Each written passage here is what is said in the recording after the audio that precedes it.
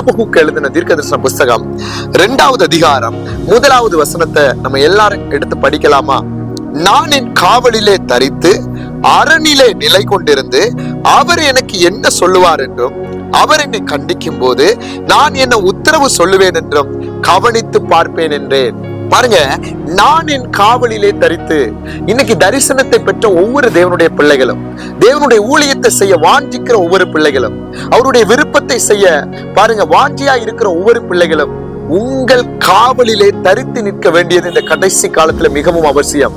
அது என்ன பாஸ்டர்? காவலிலே, உங்களுக்கு கொடுக்கப்பட்ட அழைப்பிலே, உங்களுக்கு கொடுக்கப்பட்ட திருச்சபைகளிலே, உங்களுக்கு கொடுக்கப்பட்ட ஒரு கிராமமா இருக்கலாம், பட்டணங்களா இருக்கலாம், அது சிறிய இடமா கூட இருக்கலாம், இல்லாட்டி அது ஒரு பெரிய இடமா கூட இருக்கலாம். இன்னைக்கு அநேக பிள்ளைகள் தரிசனத்தை பாருங்க அடையிறதுக்கு தாமதம் என்னன்னா, அழைப்பை விட்டு வழி விலகி போயிடுறாங்க.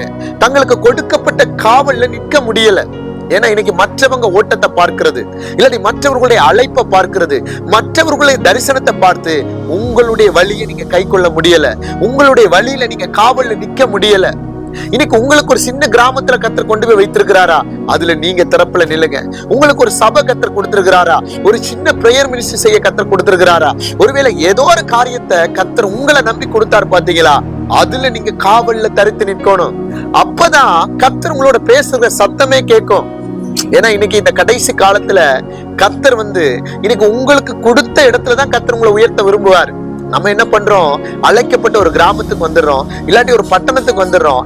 வந்த உடனே நம்ம நிக்க வேண்டிய காவல்ல நம்ம நிக்காதபடி மற்றவர்களோடு நம்ம பிணைக்கப்பட்டு நம்முடைய அபிஷேகத்தையும் நம்முடைய தரிசனத்தையும் என்ன செய்யறோம்? நம்ம விட்டு பின்வாங்கி போயிடுறோம்.